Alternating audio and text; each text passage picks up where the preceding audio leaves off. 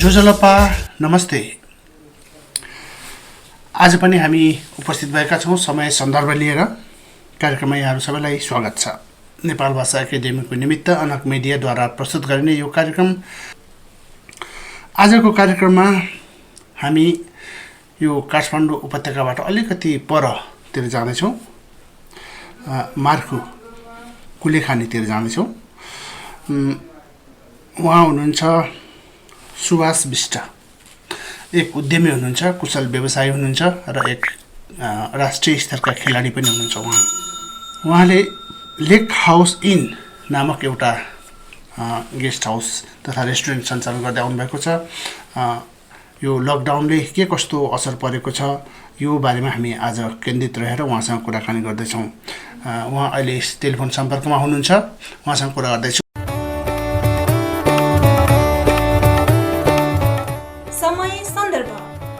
समसामयिक विषयहरूको साथमा समय सन्दर्भ, जनस्वास्थ्य, शिक्षा तथा आम नागरिकका ताजा विषयवस्तु समेटेर तयार पारिने समय सन्दर्भ। हेलो सुभाषजी। हजुर। समय सन्दर्भ कार्यक्रममा म यहाँलाई स्वागत गर्न चाहन्छु। धेरै धेरै धन्यवाद नेवा एफएमलाई। कस्तो छ अहिले यहाँको lake house inn? Lake house inn चाहिँ अब अहिले रेनोभेसन भइरहेछ। रुमहरू अलिकति थप्ने योजनाहरू प्लानिङहरू भइरहेको छ। हजुर। अनि त्यसलाई फेरि रिकन्स्ट्रक्सन गरेर नयाँ तरिकाले डिजाइन गर्दैछु, अहिले बनाउँदैछु। हजुर। अब अहिलेको यो स्थितिमा कोरोनाले एकदमै असर पारेको स्थिति छ। स्वास्थ्यमा पनि ध्यान दिनुपर्ने स्थिति छ। अब भनौँ न, मानिसहरू पनि त्यत्तिकै आफू खुसी सरासर हिँड्न पाइरहेका थिएनन्। त्यसले गर्दाखेरि यहाँको व्यवसायमा के कस्तो असर परेको थियो? व्यवसायमा त धेरै नै असर परेको छ। पहिलाको भन्दा त अहिले धेरै नै असर परेको छ।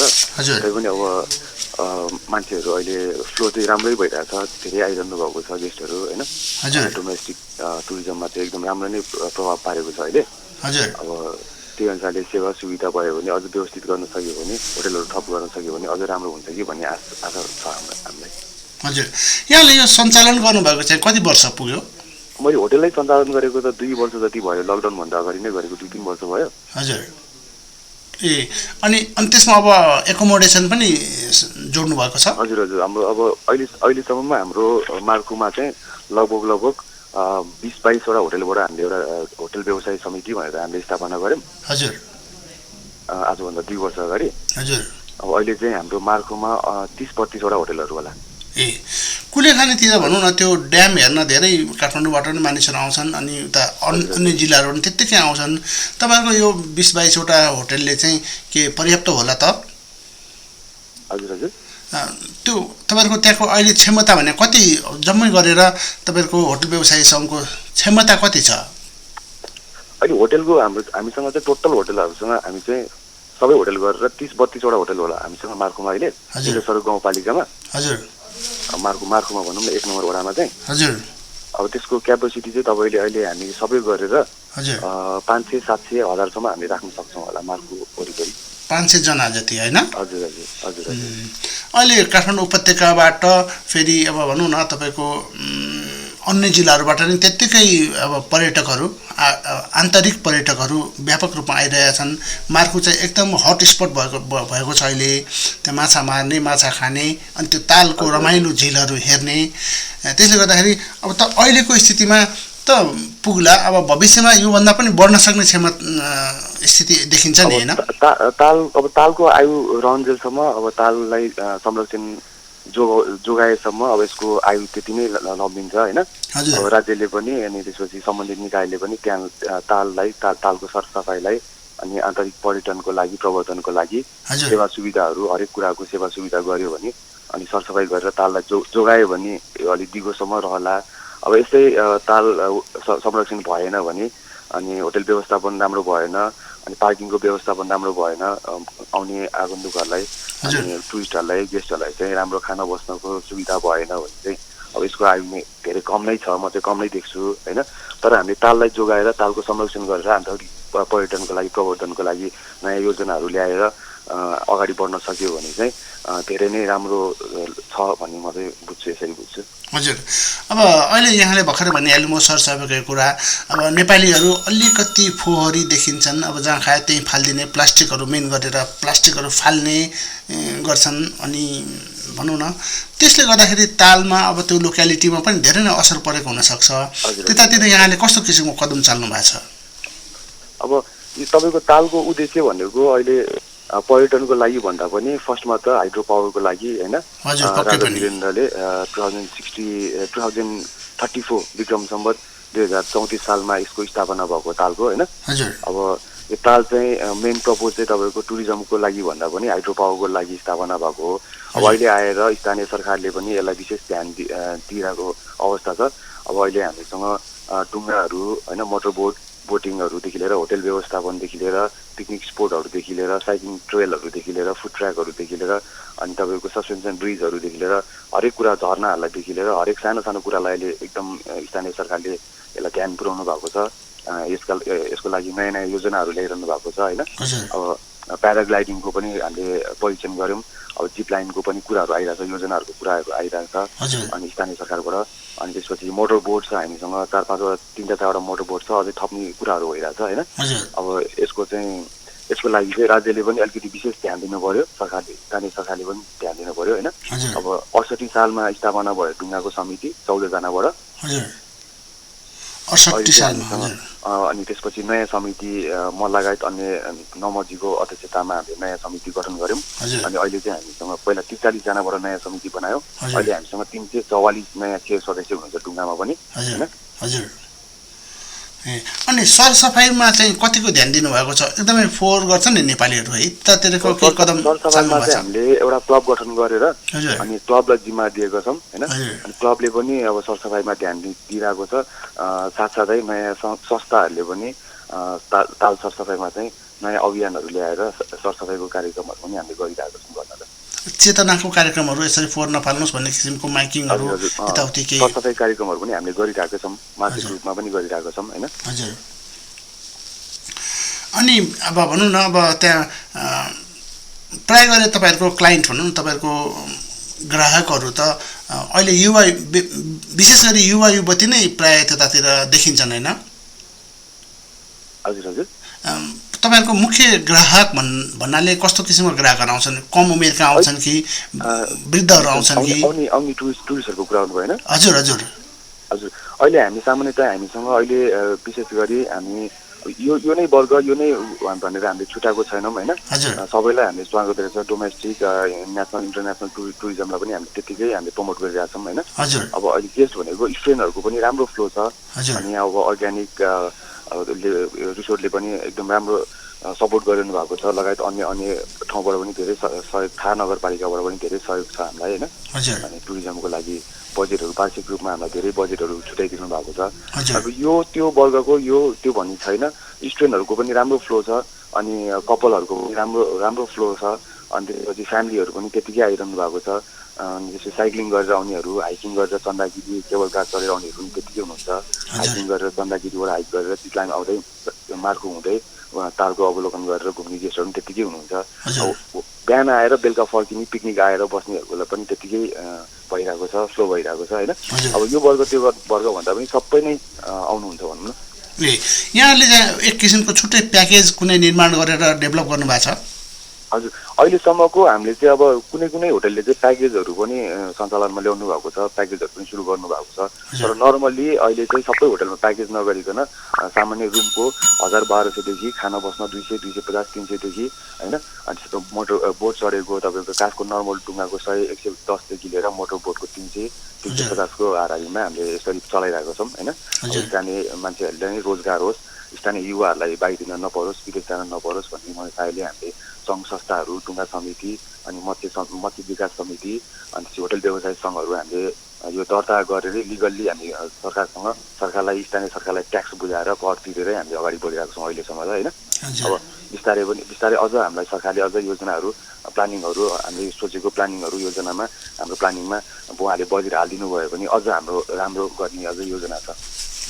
अनि यहाँनिर कुरा गर्दाखेरि के हुन्छ भने अब अहिले सामाजिक सञ्जालमा धेरै फोटोहरू हाम्रो यो मार्कुको देखिन्छ त्यो एरियाको त्यसले गर्दाखेरि अब साधन नहुने मानिसहरू पनि त्यतातिर जान लालायित हुन्छन् त्यो अवस्थामा यहाँहरूले कुनै साधनै समेत प्रयोग गरेर सिधै पर्यटकहरू भित्र्याउने यस्तो किसिमको प्याकेज बनाउनु भयो भने धेरै राम्रो हुन्थ्यो कि भन्ने मेरो आशा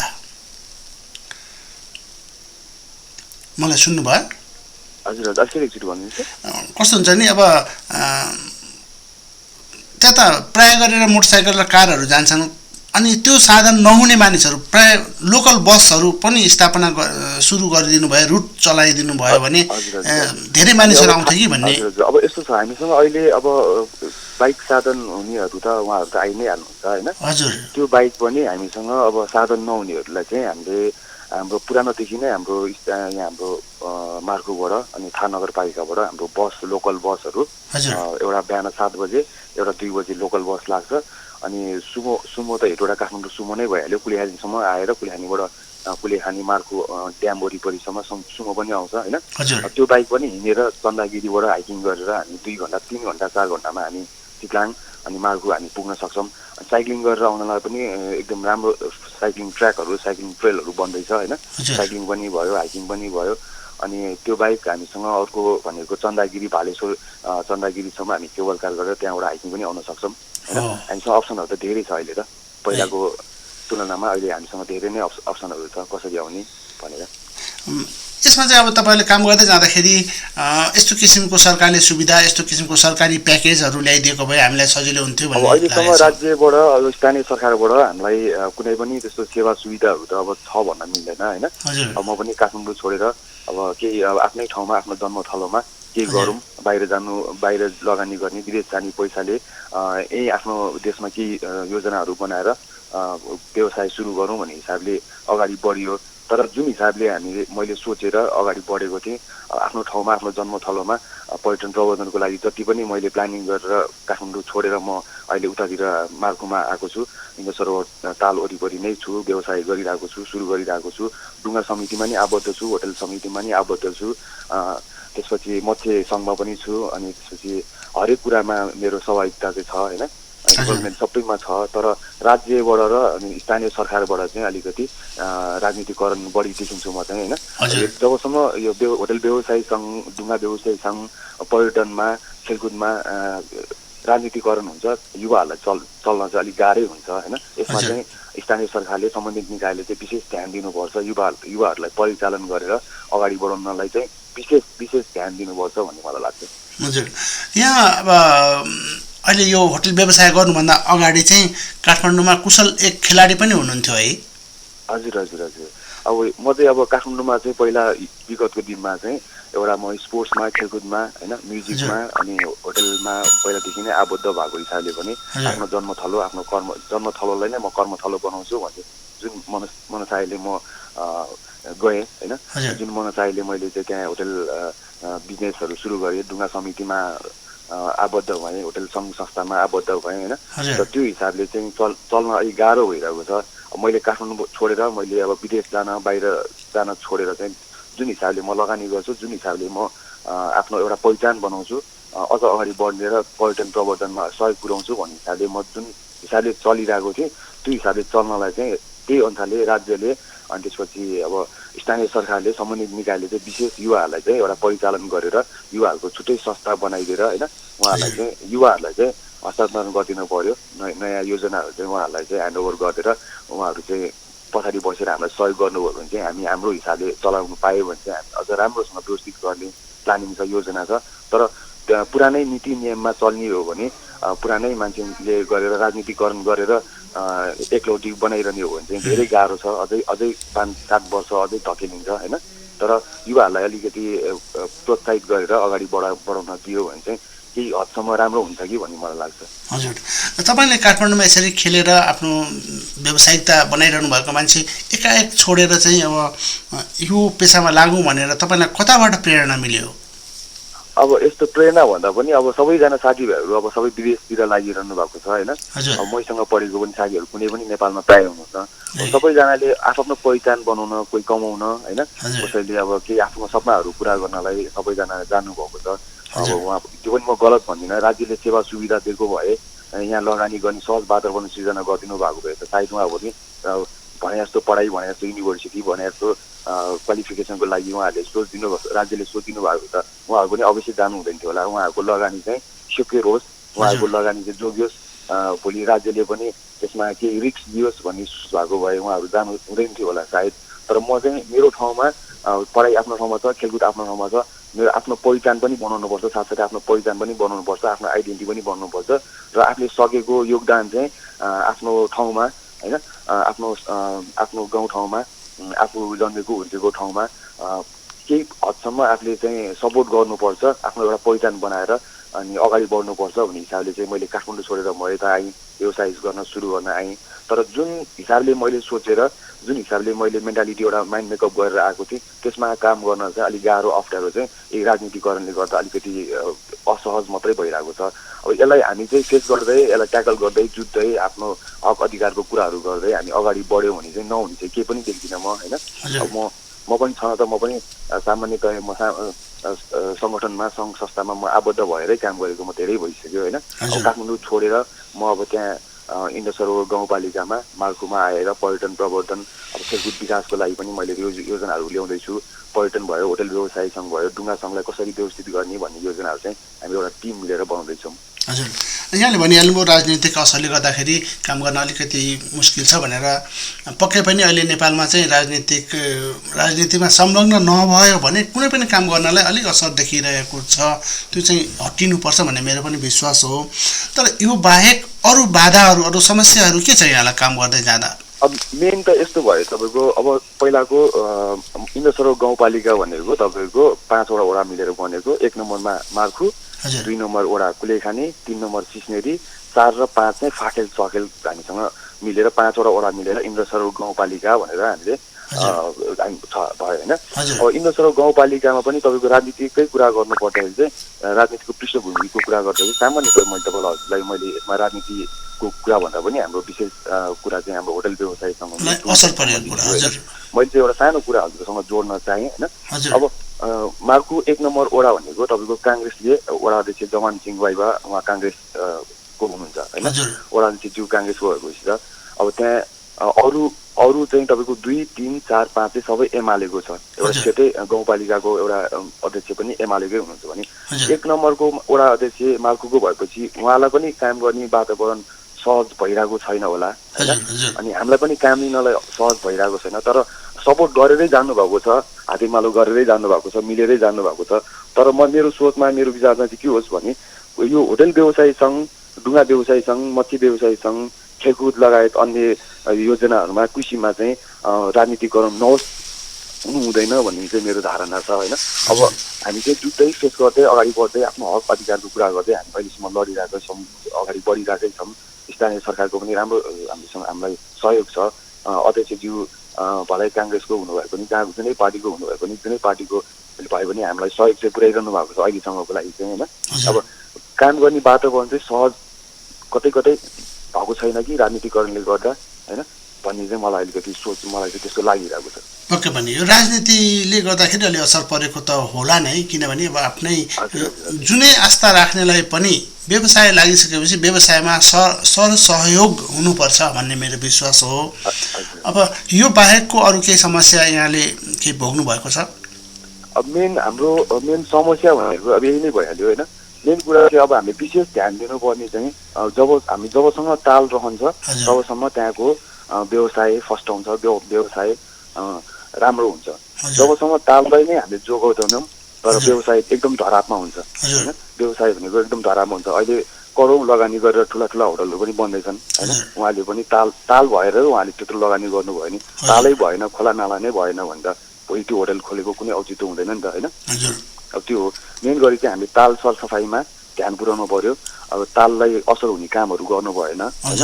अनि हामीले ताल संरक्षण भनेर एउटा समितिहरू स्थापना गर्नु पर्यो। अब होटल व्यवसाय सङ्घ भने जस्तै, डुङ्गा व्यवसाय सङ्घ भने जस्तै ताललाई कसरी संरक्षण गर्ने, जोगाउने अनि सरसफाइमा ध्यान दिने यस्तो कुराले चाहिँ हामीले एकदम विशेष रूपमा हामीले ध्यान दिनुपर्ने हुन्छ। राज्यले, सरकारले अनि आउने गेस्टहरूले होइन, पर्यटनहरूले पनि सबैको त्यहाँ चाहिँ एकदम कडा निगरानी हुनु पर्यो, विशेष ध्यान पुर्याउनु पर्यो भन्ने मलाई लाग्छ। हजुर, यहाँको विचारमा मैले निचोमा भन्नुपर्दाखेरि अब पर्यटकहरू जो आउँछन् त्यहाँ घुम्न उहाँहरूले पनि सरसफाइमा र वातावरणमा एकदम ध्यान दिनु पर्यो र अब त्यहाँ अब व्यवसाय सञ्चालन गरेर बसेकाहरूले पनि ताल संरक्षणमा ध्यान दिनु पर्यो भन्ने यहाँको निचोड होइन। हजुर, खुसी लाग्यो सुभाष बिष्टजी अनि हाम्रो आज नेवा एफएममा जोडिनु भयो, कुराकानी गरिदिनु भयो र आफ्नो चाहिँ विचार धन्यवाद। आज मलाई एउटा सानो मार्फु इन्द्र सर्वको बारेमा एउटा सानो केही जानकारी गराउन पाएँ होइन, केही आफ्नो कुराहरू राख्न पाएँ, त्यसको लागि नेवा एफएमलाई धेरैभन्दा धेरै धन्यवाद दिन चाहन्छु। हस्, भविष्यमा पुनः जोडिने आशा राख्दै म आज यहाँसँग छुट्टिएँ है त। हस्, धन्यवाद, थ्याङ्क यू। श्रोताहरू, उहाँ हुनुहुन्थ्यो सुभाष बिष्ट, मार्खुका एक व्यवसायी हुनुहुन्थ्यो, लेक हाउस इनका सञ्चालक पनि हुनुहुन्थ्यो र उहाँ एक कुशल राष्ट्रिय स्तरका खेलाडी पनि हुनुहुन्थ्यो। आज हामीले उहाँसँग केन्द्रित रहेर कुराकानी गऱ्यौँ। अब एकैछिन विश्राम।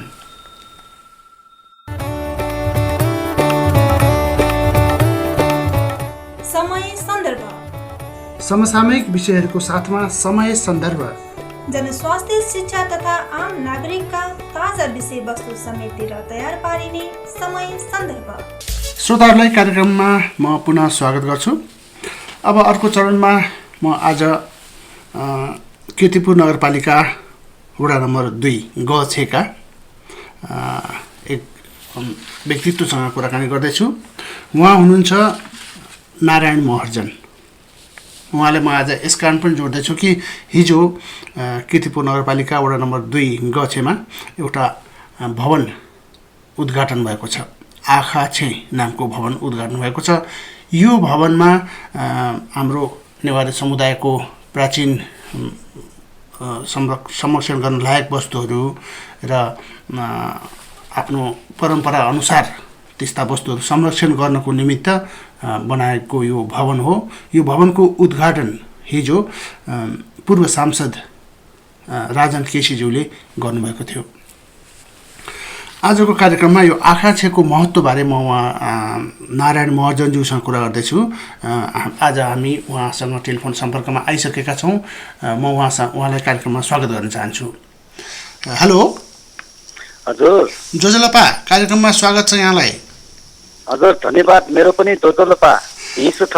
हजुर, नारायणजी, अब हिजो हाम्रो एउटा कार्यक्रम भएको थियो। राजन केसी पूर्व सांसदज्यूले चाहिँ उद्घाटन गर्नुभएको आँखा छे होइन। हजुर हजुर। यसको चाहिँ अब भनौँ न, आँखा छे निर्माण उपभोक्ता समितिको यहाँ चाहिँ सचिवको हैसियतमा हुनुहुन्छ। यो आँखा छेको महत्त्वबारे बताइदिनुहोस् न। हजुर, धन्यवाद। खुसी लाग्यो। अब हिजो किर्तिपुर नगरपालिका वडा नम्बर 2 अन्तर्गत हजुर हामी गछेमा बस्छौँ। हजुर। र गछेमा एउटा अत्यन्त पुरानो, हजुर, लाग्छ 200-400 वर्ष अगाडिदेखि चल्दै आएको एउटा टोलमा नेवारहरूको टोलमा बाजा गाजाहरू राख्ने, हजुर, एउटा तालिम दिने, संरक्षण गर्ने, अहिलेको हिसाबले भन्दाखेरि हजुर, यो बाजा गाजाहरू सिकाउने त्यस्तो नेवारहरूको एउटा ठाउँ हुन्छ अथवा भवन हुन्छ। हजुर। त्यो ठाउँलाई हामी आँखा छे भन्छौँ। हजुर, आँखा छे। हजुर हजुर। अनि पहिला त्यो आँखा छे कस्तो भन्दाखेरि व्यक्तिगत घरमा हुन्थ्यो। हजुर। अब त्यो चाहिँ परम्परा धेरैदेखि चल्दै आयो। अहिलेको एउटा परिवर्तित परिवेशमा अब दाजुभाइहरू हुने होइन, छुट्याउने, त्यसो गर्दा त्यो चाहिँ अब व्यक्तिगत घरमा राख्दाखेरि अप्ठ्याराहरू हुने त्यस्तो चाहिँ देखियो। हजुर।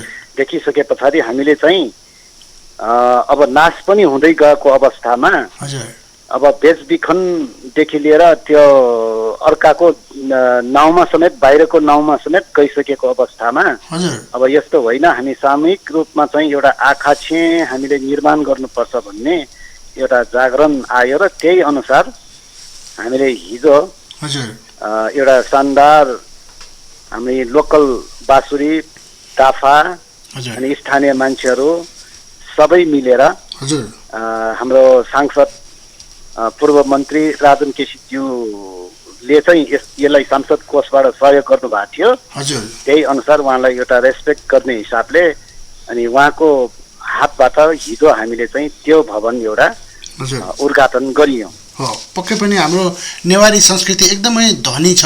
नारायणजीलाई मैले भनिरहनु पर्दैन, श्रोताहरूलाई मैले जानकारी गराएको एकदमै धनी संस्कृति परम्परागत बाजाहरू हामीसँग धेरै छन्। ती बाजाहरूलाई संरक्षण गर्ने एउटा स्थान हुन्थ्यो पहिलादेखि, प्रारम्भिक रूपदेखि चल्दै आइरहेको यो स्थान। त्यो अब भनौँ अहिले बाजा धेरै भएर अथवा त्यहाँ राख्ने अब समस्या समस्या देखिएको हुँदाखेरि तपाईँहरूको यो आँखाछेको परिकल्पना एकदमै राम्रो लाग्यो मलाई। अब आँखाछेमा चाहिँ यो बाजाहरू मात्रै राख्ने नभइकन त्यसबाहेक अरू क्रियाकलापहरू के गर्नुहुन्छ? आँखाछेमा चाहिँ अब बाजागाजा राख्ने अनि बाजागाजाको एउटा चाहिँ अब देवताको हिसाबले हामी नासदेव भन्छौँ। हजुर नासदेव भनेको अब किर्तिपुरको हकमा भन्ने हो भनेदेखि बाघ भैरव परिसरको यता पश्चिमतिरको एउटा चाहिँ मन्दिर छ। हजुर त्यसलाई हामी नासदेव भन्छौँ। हजुर त्यो नासदेव चाहिँ को प्रतीकको रूपमा पनि अब हाम्रो आँखाछेमा त्यहाँ एउटा देवता हुन्छ। हजुर हैन र त्यहाँ चाहिँ अब नासदेवलाई पूजा गर्ने, हजुर बाजा सिकाउने अनि त्यहाँ चाहिँ अब पब्लिक सार्वजनिक कुनै अब भोज भतेरहरू पनि गर्ने हजुर त्यहाँ भित्रको मान्छेहरू जो सिकिन्छ।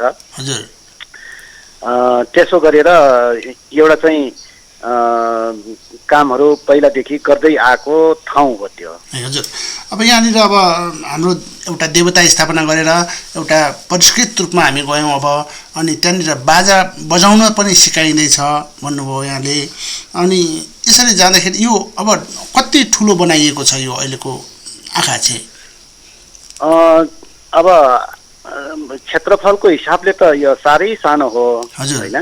अब पहिलाको घरहरू अलि सानै ठाउँमा बनाइन्थ्यो अनि होचो पनि हुन्थ्यो र त्यसले ओगटेको अहिलेको भन्दाखेरि हाम्रो एक आनाको हिसाबले मात्रै त्यो जग्गा चाहिँ एक आना चान्छन् अलिकति छ, धेरै नै सानो छ। तैपनि अब नहुनु भन्दा हुनु चाहिँ राम्रो भन्ने हिसाबले हामीले चाहिँ त्यो त्यतिको हिसाबले चाहिँ बनायौँ।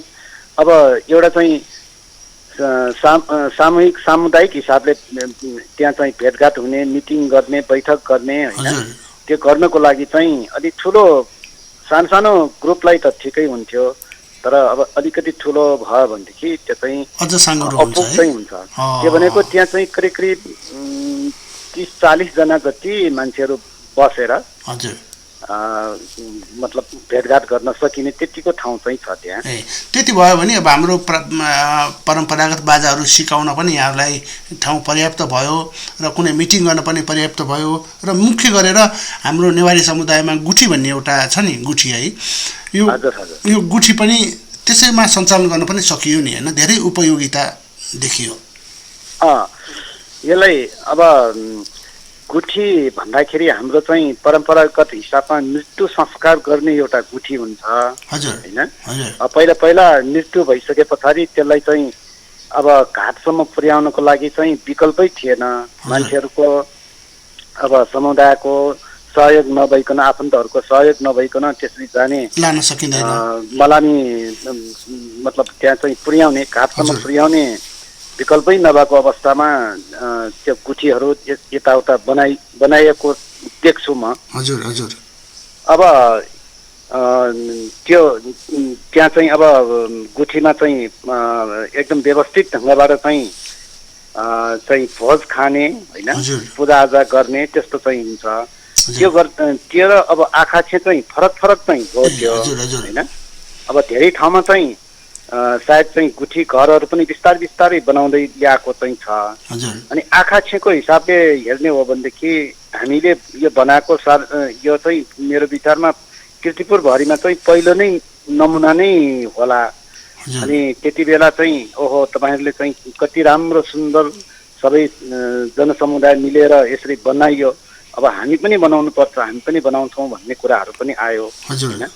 यो राम्रो किर्तिपुरलाई एउटा सन्देश दिने हिसाबले पनि यो आँखा चाहिँ निर्माण हुन गएकोमा हामी धेरै खुसी छौँ। र जहाँसम्म आँखा चाहिँ र गुठी पनि अब सार्वजनिक ठाउँहरूको हिसाब प्रयोग गर्ने हिसाबले चाहिँ हामी चाहिँ दुवै चिजहरू गर्न चाहिँ सक्छौँ त्यो। हो, अब स्थान भयो भने ठाउँ भयो भने हामी गर्न सक्छौँ। यसले मुख्य कुरा हाम्रो परम्परागत बाजाहरू हराउनै भएनन्, हाम्रो संस्कृतिहरू लोप नहोस् हैन, र अनि त्यो संस्कृतिहरूलाई नयाँ पुस्ताले पनि सिक्दै जाउन् भन्ने उद्देश्य चाहिँ यो आँखा छेको हुनुपर्छ भन्ने मलाई लागेको छ। यहाँलाई कस्तो लाग्छ? हजुर, तपाईँले भन्नुभएको एकदमै राम्रो र यही नै हो गाँठो कुरा होइन, मुख्य कुरो। अब अहिले कस्तो छ भन्दाखेरि अब बाजे बराजुहरूले उति बेलादेखि चलाउँदै आएको अहिलेको गुरुहरू भनेको चाहिँ अहिले हिजो मात्रै हामीले चाहिँ एउटा एकजना गुरु, यो मे गुरु भनेको यो गायनतर्फको गुरुलाई स्थापना गरियो। उहाँ नै अहिले चाहिँ 86 वर्षको हुनुभएको छ। अनि एउटा चाहिँ बाजा बजाउने गुरु हुनुहुन्छ, उहाँ पनि अब करिब करिब 80 को हाराहारीमा हुनुहुन्छ। नयाँ पुस्ता यसमा अहिले आकर्षण त्यति चाहिँ छैन, अब परिवेश नै धेरै फरक भइसकेको छ। तर धेरै चुनौती चाहिँ छ अब यसलाई चाहिँ कसरी संरक्षण गर्ने, यसलाई कसरी निरन्तरता दिने भनेर अब हामी त्यहाँ चाहिँ अब अलि एक्टिभ साथीहरू होइन बसेर छलफल गर्दैछौँ। अब भनौँ न 40-50 वर्षका साथीहरूलाई पनि ल अब पहिला सिकेकाहरूलाई तिमीहरूले पनि अब योगदान दिनु पर्यो, अब काम यसमा चाहिँ सक्दो समय दिनु पर्यो भनेर कुराकानी गरिरहेछौँ। अब अलिकति नगरपालिकाले पनि यो विषयलाई लिएर उहाँहरू पनि अलिकति चिन्तित चाहिँ हुनुभएको, यसलाई चाहिँ कसरी अब बचाइराख्न सक्छ भनेर उहाँहरू पनि अब चिन्तित भएको देखिन्छ। समय समयमा चाहिँ गुरुहरूलाई चाहिँ अब सम्मान गर्ने कार्यक्रमहरू पनि गर्नुहुन्थ्यो। अनि विभिन्न सङ्घ संस्थाहरूले पनि ताकि हामी गुरुहरूलाई चाहिँ एउटा उत्साहित गर्ने हिसाबले यस्तो कार्यक्रमहरू गर्नुहुन्थ्यो। अब समयमा यो पार्टीमा बसेर हामी चाहिँ डाफा बजाउनु पर्छ। अहिले पनि अब 15 गते अस्तिको पूर्णिमा के हो त्यो दिनदेखि चाहिँ फेरि यो प्रत्येक पार्टीमा बसेर यो डाफा बजाउनु पर्ने। त्यसरी अब डाफा बजाउने सन्दर्भमा चाहिँ नगरपालिकाले पनि अब त्यहाँ उपस्थित भएकाहरूलाई अब चियाको व्यवस्था गरिदिने, केही खाजाको व्यवस्था गरिदिने होइन, त्यस्तो चाहिँ को लागि चाहिँ पहल गर्नु भएको थियो। यो त सानो प्रयास उहाँहरूले गर्नु भएको छ, त्यो चाहिँ राम्रै लाग्छ। अझै पनि एउटा चाहिँ यसलाई चाहिँ प्रोफेसनल अथवा चाहिँ अब यसलाई चाहिँ एउटा पहिलाको परम्परालाई मनोरञ्जनको हिसाबले मात्रै होइन, एउटा देवताको होइन पूजापाठ गर्नेको लागि मात्रै होइन कि अब यसलाई टर्न ओभर चाहिँ एउटा पर्यटकीय हिसाबले उनीहरूलाई चाहिँ पनि एउटा चाहिँ देखाउने एउटा प्रोफेसनल ढङ्गले चाहिँ अब लानुपर्ने अवस्था देखिन्छ। यो हजुर पक्कै पनि यहाँले भने अनुसार यो चाहिँ बिलारै जाने अवस्थामा चाहिँ छ। यो हजुर पक्कै पनि नेवारी संस्कृति एकदम धनी संस्कृति हो। यो हाम्रो परम्परागत रूपबाट हामीले बजाउँदै आएका बाजाहरूलाई यसलाई निरन्तरता दिएर हामीले नयाँ पुस्तालाई सिकाउँदै यसको अस्तित्व जोगाउन सकेनौँ भने पक्कै पनि यसको काम छैन। त्यसमा चाहिँ आँखाछेले एकदम प्रमुख भूमिका खेल्छ भन्ने मैले एकदम विश्वास गरेको छु। अनि नारायणजी भन्दै यो घर स्थापना गर्नको लागि बजेट त निकै लाग्यो होला हैन? हजुर हजुर बजेट त निकै लाग्यो होला, त्यो कसरी जोडजाम गर्नुभयो? जहाँसम्म यो विषयमा इन्ट्रेस्टिङ कुरा के छ भन्दाखेरि अब हाम्रो एउटा चाहिँ अब यो किर्तिपुर भरिमा चाहिँ यो तोलपिक्ष चाहिँ एउटा गाई जात्रा भयो, इन्द्रायणी जात्रा भयो, त्यो चाहिँ मनाउने पालो चाहिँ आउने। 2070-71 सालतिर चाहिँ हाम्रो छेलाई पनि गाई जात्रा मनाउने सन्दर्भ उठ्यो र हामीले चाहिँ त्यो पालो लिनुपर्ने अवस्थामा हामीले छलफल गर्दा त्यो सफलपूर्वक चाहिँ गाई जात्रा मनायौँ। त्यही सिलसिलामा चाहिँ ल हाम्रो आँखा छे त अब पहिलादेखि चल्दै आएको त त्यो त बेचबिखन भएर चाहिँ अर्कै उसमा चाहिँ गइसक्यो। हाम्रो त आँखा छेनै नहुने भयो भन्ने कुरा उठिसके पछाडि ल यो त हामीले नभई हुँदैन, हामी चाहिँ बनाउनु पर्छ भनेर टोल साथीभाइहरू सबै टोलको मान्छेहरू बसिसके पछाडि अब जसले किनेको हो उसलाई पैसा दिएर हामी चाहिँ यो फिर्ता लिनुपर्छ भन्ने एउटा चाहिँ सबैको सहमति भइसके पछाडि ल अब हामी चाहिँ टोलबाट चाहिँ प्रत्येक घरबाट चाहिँ यसलाई आवश्यक पर्ने पैसा चाहिँ हामी उठाउँछौँ भनेर त्यति बेला मेरो विचारमा करिब 7 लाख जति चाहिँ हामीले चाहिँ घरबाट कसैको पनि उसबाट चाहिँ नलिकन व्यक्तिबाट मतलब एउटा सङ्गठित संस्थाहरूको सहयोग नलिकन घरबाट चाहिँ 7 लाख दिएर त्यो जग्गा चाहिँ हामीले फिर्ता लियौँ। जग्गा त भयो होइन, अनि जग्गा भइसके पछाडि हामीले चाहिँ अब निर्माण त गर्नु पर्यो भनेर चाहिँ अब यताउता हामीले खोज तलास खोज्दै जाँदा अनि राजन केसी सांसदज्यूको उसमा पनि हामी चाहिँ पुग्यौँ र पुग्दाखेरि उहाँले चाहिँ वचन दिनुभयो ल म चाहिँ सक्दो मेरो सांसद कोष छ म चाहिँ सहयोग गर्छु भनेर उहाँले चाहिँ भन्नुभयो। उहाँले 3 पटक गरेर एक पटक चाहिँ 10 लाखको, अर्को 10 लाख, अर्को 3 लाख गरेर मेरो विचारमा 23 लाख जतिको लागतमा हामीले चाहिँ घर बनायौँ। अनि त्यसमा हामी जनश्रमदान हुन त त्यसमा चाहिँ अब त्यति पैसाले त्यति ठुलो 3 तल्लाको घर चाहिँ बन्ने त थिएन, तर श्रमदान चाहिँ अत्यधिक हामीले गरियौँ होइन।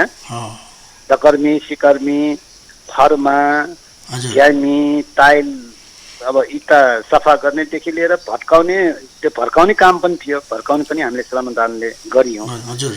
अब सबैको एउटा एकता हुँदाखेरि अब थोरै पैसाले पनि त्यति धेरै ठुलो अहिले चाहिँ जसो नभए पनि त्यति लेभलको एउटा घर हामीले चाहिँ बनायौँ भनेदेखि करिब पनि 50-60 लाख भन्दा बेसी चाहिँ लाग्छ। यस हिसाबले अब मेरो हिजो पनि हामीले चाहिँ त्यहाँ अभिव्यक्त गरियौँ कार्यक्रममा, उद्घाटन कार्यक्रममा राजन केसीज्यूलाई चाहिँ हामी टोलवासीको हिसाबले धेरै नै श्रद्धापूर्वक उहाँलाई चाहिँ हामीले धन्यवाद पनि दियौँ र अहिले पनि हामी धन्यवाद उहाँलाई दिन्छौँ र पछि पनि उहाँले चाहिँ अब त्यस्तो केही रहेको खण्डमा चाहिँ यता चाहिँ म सहयोग चाहिँ गर्छु भनेर पनि वचन दिनुभएको छ। हजुर, धेरै राम्रो कुरा। अनि नारायणजी, म अब एउटा कुरा के सोध्न चाहन्छु भने अब यसरी हामीले संरक्षण गरेर राखेको बाजाहरूलाई केवल अब भनौँ न सङ्ग्रहालय म्युजियममा मात्रै परिणत गर्ने कि हामी यो लोक संस्कृति हाम्रो पुरानो परम्परागत संस्कृतिलाई जोगाइराख्ने? अब त्यही हो एउटा समस्या चाहिँ के छ भन्दाखेरि अब टोलमा अथवा समुदायमा चाहिँ सार्वजनिक जग्गाहरू अब त्यस्तो प्रयोजन गर्नको लागि चाहिँ अब म्युजियमका कुराहरू होइन। अब यो त के छ भन्दाखेरि मान्छेहरू अब सचेत नहुँदाखेरि पनि हुन सक्छ। अब धेरै वर्ष पहिलादेखि चलाउँदै आएको जुन चाहिँ पुरानो बाजाहरू त्यो चाहिँ पुरानो भइसके पछाडि त्यो चाहिँ फालिदिने, बालिदिने होइन, त्यसलाई चाहिँ नाश गरिदिने हुन्छ। तर त्यस्तो बाजाहरू चाहिँ एउटा म्युजियम भएको खण्डमा त्यहाँ चाहिँ मतलब प्रदर्शन गर्दाखेरि त्यसको चाहिँ केही त्यहाँ विवरणहरू लेखेर राख्दाखेरि अब हामी त अब सधैँ देखिरहेका मान्छेहरूलाई त अचम्मको कुरो अथवा त्यो चाहिँ कौतूहलताको कुरो चाहिँ हुँदैन, तर विदेशीहरू बाहिरका मान्छेहरू आउँदाखेरि यो चाहिँ कस्तोको होला, यो कतिको हो, यति वर्षका पुरानो भइसकेको बाजाहरू यहाँ संरक्षण गरेको रहेछ भन्ने त्यस्तो महत्त्वहरू हुने रहेछ। तर एउटा चाहिँ अब यो सङ्ग्रहालय जस्तो चाहिँ अब यो नेवारहरूको सम्पदाको हिसाबले होइन, मूर्त अमूर्त सम्पदाहरूको धनी हामी चाहिँ थुप्रै हामीसँग चाहिँ छन्। ती कुराहरू चाहिँ एउटा अभिव्यक्त गर्ने, देखाउने, प्रदर्शन गराउने ठाउँ चाहिँ भएको खण्डमा चाहिँ यो निरन्तर रूपमा अझै पनि अब जान सकिने त्यस्तो चाहिँ हुन्छ। अब यो विषयमा चाहिँ अब स्थानीय निकाय भयो, अब सम्बन्धित अनि अन्य निकायहरूले चाहिँ यो सोचेको खण्डमा चाहिँ गर्न सकिने चाहिँ हुन्छ यो मेरो विचारमा। अनि यो भनौँ न यो बाजाहरू भनौँ न हाम्रो परम्परागत बाजाहरूलाई अहिलेको पुस्तालेसम्म बजाउन जान्दछ र यो हाम्रो भावी पुस्ताहरूले त देखेका पनि हुँदैनन् र कसरी बजाउने भन्ने थाहा पनि हुँदैन।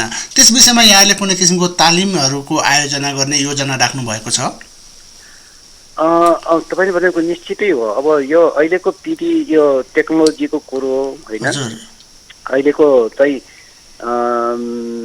पिढीलाई चाहिँ अब यो बाजागाजामा एट्र्याक्सन त्यति चाहिँ छैन। तैपनि हाम्रो प्रयासबाट चाहिँ साना साना अब हिजो पनि सायद 2-4 जना 6-7 वर्षका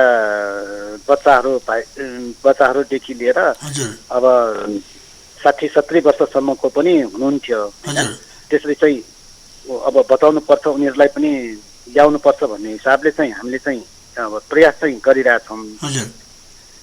अब एट्र्याक्सन त्यही हो, बढाउनुको लागि चाहिँ अब हाम्रो टोल अथवा चाहिँ समुदायलाई मात्रै प्रयास गरेर त नपुग्ला भन्ने चाहिँ लाग्छ मलाई। हजुर, अब बाजा त देख्छन् हाम्रा भावी पुस्ताले पनि तपाईँले संरक्षण गरेर राखेको बाजाहरू त भविष्यमा देख्छन्, तर कसरी बजाउने भन्ने कुरा त उहाँहरूलाई थाहा हुँदैन। त्यो बजाउने तालिमहरू पनि कुनै कार्यक्रम गर्नुभए धेरै राम्रो हुन्थ्यो। यो अब तालिमकै कुरो आवश्यक हो, गुरुहरू पनि भन्दै हुनुहुन्थ्यो होइन। अब हामी त यति वर्ष भयौँ, हामीले सानैदेखि चाहिँ अब सिकेर यहाँसम्म आइपुग्यौँ। अब हाम्रो चाहिँ कति समय छ र, मतलब हामी त अब धेरै बाँचे, 10-12 वर्ष बाँच्ला अथवा चाहिँ त्यही बिचमा पनि केही हुन। अब 86 वर्षको गुरु हुनुहुन्छ, अब कति वर्ष बाँच्ला? नेपालीको सरदर अझ भन्नुपर्दाखेरि त नेपालीको सरदर आयु भन्दा चाहिँ अलिक बढी नै अहिलेसम्म बाँचिराख्नु भएको छ। हामी आशा गर्छौँ अझै पनि 100 वर्षभन्दा बढी उहाँहरू बाँचोस्। तर उहाँको चिन्ता तपाईँले भने जस्तै त्यही हो। अब कसरी नयाँ पिँढीलाई यी बाजाहरू सिकाउने, यो बाजाहरूको बिचमा चाहिँ अब तालिमहरू दिने, संरक्षण गर्ने भन्ने चाहिँ छ। तर यसको यो बाजागाजाहरूको मूल एउटा चिज चाहिँ के भन्दाखेरि दाफा रहेछ। यो दाफा भनेको चाहिँ सिक्न चाहिँ अत्यन्त मतलब कठिन कार्य हो होइन। अब यो चाहिँ सिकाउने भन्ने कुराहरू गरिरहेछौँ, तर सहभागिता चाहिँ कति हुन्छ के हुन्छ भन्ने बारेमा त्यो एउटा चाहिँ विषय चाहिँ चिन्ताको चाहिँ छ। तर हामी चाहिँ बाँसुरीको भयो होइन, अब त्यो चाहिँ अब कति 2 वर्ष अगाडि सिकाएर महिला साना बच्चाहरूदेखि लिएर अब महिलाहरू पनि यसमा चाहिँ एकदमै अगाडि आइराख्नु भएको छ। मुख्य पहिला चाहिँ महिलाहरूलाई चाहिँ आँखा छेपभित्र पनि अब त्यति आवत जावत गर्न नदिने होइन। बाजागाजामा त बजाउन त प्रतिबन्ध नै थियो त्यति बेला।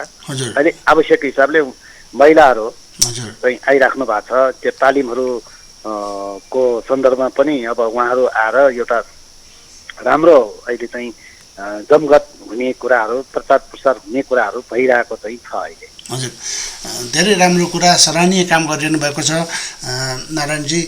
यो आँखाचेको स्थापना त गर्नुभयो यहाँहरूले, म एकदमै भित्री हृदयदेखि नै कीर्तिपुरको यो संस्कृति जोगाउन यहाँहरूले गर्नुभएको कामप्रति म धन्यवाद दिन चाहन्छु। अनि अब जाँदै म यहाँलाई एउटा अनुरोध के गर्न चाहन्छु भने कीर्तिपुरमा यो आँखाचे मात्र स्थापना गरेर भएन, ती बाजाहरू सुरक्षित रूपमा राखेर ती बाजाहरूलाई बजाउन सक्ने एउटा म्यान पावर तयार पार्नु पर्यो। त्यो भएन भने यो बाजाहरू राखेर मात्रै हाम्रो संस्कृति बच्दैन भन्ने मैले सोचेको छु। यहाँलाई कस्तो लाग्छ? एकदमै तपाईँले भनेको सत्य र सठिक कुरो त्यही नै हो, चुनौती पनि त्यही हो। बाजागाजा त अब त्यति धेरै नासेर जाँदैन, तर चाहिँ अब त्यो त किन्न पनि पाइन्छ कहीँ आवश्यक भयो भने। तर त्यो सिकाउने र उ गर्ने चाहिँ चिज नै मुख्य हो होइन। त्यसलाई एउटा सम्पदा अमूर्त इन्टेन्जिबल हेरिटेजको हिसाबले चाहिँ संरक्षण गरिराख्नु पर्ने नै चुनौती हो होइन। अब यसलाई चाहिँ त्यही हो, एउटा चाहिँ अघि मैले कुरा गरे अनुसार पनि यसलाई एउटा प्रोफेसनल अब काममा चाहिँ थाल्ने र यसलाई व्यावसायिक रूपमा चाहिँ अगाडि नलाने हो भने गाह्रो छ होइन। अहिले चाहिँ आफ्नो पेसामा लागे हुन्छ, यो पनि एउटा पेसा हुन्छ मान्छेको होइन। कोही मान्छे चाहिँ अब सरकारी जागिर खाला, कसैले चाहिँ अब नाचगान स्कुलमा गरेर पनि अब खाइराख्नु भएको छ भनेदेखि यो आँखा छेको अथवा एउटा चाहिँ यहीँको पनि एउटा अपार सङ्गीत होइन, अपार एउटा बाजागाजाको एउटा ज्ञान भएपछि त अब हरेक ठाउँमा चाहिँ मान्छेहरूलाई चाहिँ एउटा चाहिँ देखाउने सिकाउने त्यो प्रोफेसनल अन्तर्गत जान सक्यो भने कमाइ पनि हुन्छ होइन। त्यसले त्यसरी चाहिँ जानु अहिले चाहिँ आवश्यकता हामीले चाहिँ महसुस चाहिँ गरिरहेका छौँ। हजुर, यहाँलाई यसरी जानको लागि कुनै किसिमको सरसहयोगको आवश्यकता छ अथवा कतैबाट कुनै अब अगाडि बढ्नको लागि पनि कुनै पुँजी त चाहियो यहाँहरूलाई, यसको बारेमा के सोच्नु भएको छ? यसको बारेमा त्यही हो, एउटा चाहिँ अब एउटा त यो नगरपालिकाबाट चाहिँ इनिसिएसन लिएर अब अहिले चाहिँ स्कुलमा प्रत्येक विद्यालयहरूमा चाहिँ एउटा चाहिँ नाचगान सिकाउने होइन, त्यहाँ चाहिँ एउटा अलग्गै म्युजिक टिचर भनेर चाहिँ राखेको हुन्छ। अब त्यस्तो ठाउँमा पनि अब यो आँखा छेका होइन एउटा युवाहरूलाई त्यहाँका विद्यार्थीहरूलाई चाहिँ पनि अब त्यहाँ टिचरको रूपमा अथवा चाहिँ ट्रेनरको हिसाबमा चाहिँ लगेर त्यहाँ चाहिँ केही गर्न सकियो भनेदेखि जागिर जस्तो चाहिँ दिन सकियो भनेदेखि चाहिँ त्यसले चाहिँ एक खालको उनीहरू त्यही मतलब आम्दानी अथवा एउटा चाहिँ जागिरको हिसाबले चाहिँ काम गर्न सकिनुहुन्छ। एउटा चाहिँ पैसाको हिसाबले पनि कमाइ हुन्छ भनेदेखि अर्को बाजागाजा पनि त्यहाँ प्रचारलाई सिकाएर एउटा चाहिँ प्रचार हुन्छ होइन। यसको लागि चाहिँ नगरपालिका पनि यो विषयमा चाहिँ मेरो विचारमा पहल लिइरहेको जस्तो चाहिँ देखिन्छ। अब त्यहाँ मात्रै होइन, एउटा चाहिँ तपाईँ मलाई लाग्छ यो हाम्रो किर्तिपुर भरिमा चाहिँ विभिन्न टोलमा चाहिँ यस्ता बाजागाजा डाफाहरू चाहिँ टोलमा चाहिँ छन् होइन। यदि टोलमा बजाइराख्ने हो भनेदेखि रातिको यो त रातिकालीन उसमा चाहिँ बत्ती सत्ती राखेर त्यहाँ चाहिँ बाजागाजा गाइरहेको लाखे नाचिरहेको होइन, एउटा चाहिँ त्यो हेऱ्यो भनेदेखि चाहिँ देखियो भनेदेखि त मेरो विचारमा आन्तरिक तथा बाह्य पर्यटकहरू होइन यो ठमेलभन्दा कम चाहिँ हुँदैन। हजुर, पक्कै पनि नारायणजी यहाँसँग कुराकानीमा आज म जोडिएँ, एकदम खुसी लाग्यो। यो आँखा छेकको बारेमा जानकारी दिनुभयो हाम्रा श्रोताहरूलाई र यति जानकारीले मात्र नभइकन यो संस्कृति हाम्रो जोगाएर लैजानुपर्छ र भावी पुस्तालाई पनि यो संस्कृति हस्तान्तरण गर्दै जानुपर्छ भन्ने सोच राखेर अगाडि बढ्नुहोला, म यहाँलाई हृदयदेखि अनुरोध गर्न चाहन्छु। र अन्त्यमा म छुट्टिन चाहे यहाँसँग, हाम्रा श्रोताले केही भन्नु छ कि? हस्, त्यही मेरो मैले भन्नुपर्ने कुरा त अघि भनिसकेको छु। सबै जागौँ, सबै चाहिँ यो विषयमा चाहिँ अवेर हौँ र यो यस्तो चाहिँ सम्पदाहरूलाई चाहिँ जगेर्ना गर्नु भनेर चाहिँ म अनुरोध गर्न चाहन्छु। हस्, धन्यवाद नारायणजी कार्यक्रममा जोडिनु भएकोमा। नेवा एफएम सुन्दै गर्नुहोला, भविष्यमा पुनः यहाँसँग जोडिने आशा राख्दै आज छुट्टिएँ है त। हस्, धन्यवाद। श्रोताहरू, उहाँ हुनुहुन्थ्यो नारायण महर्जन, आँखा छे निर्माण उपभोक्ता समितिका सचिव। आज हामीले आँखा छेको बारेमा कुराकानी गऱ्यौँ। नेवारी संस्कृति एकदमै धनी संस्कृति हो। यो ऐतिहासिक परम्परागत रूपमा चल्दै आएको संस्कृतिलाई जोगाउनको लागि आँखा छेले महत्त्वपूर्ण भूमिका खेल्छ भन्ने मैले विश्वास गरेको छु। र आँखा छे निर्माण मात्र नभइकन त्यो बाजा बजाउने पद्धति, बाजा बजाउने तरिकाहरूलाई हामीले अहिलेको पुस्ताबाट नयाँ पुस्तामा हस्तान्तरण गर्दै जान सकेनौँ भने नेवारी संस्कृति पक्कै पनि लोप हुन सक्छ। आज युनिक साक्य र म शङ्कर थापालाई बिदा दिनुहोस्। नमस्ते, शुभ।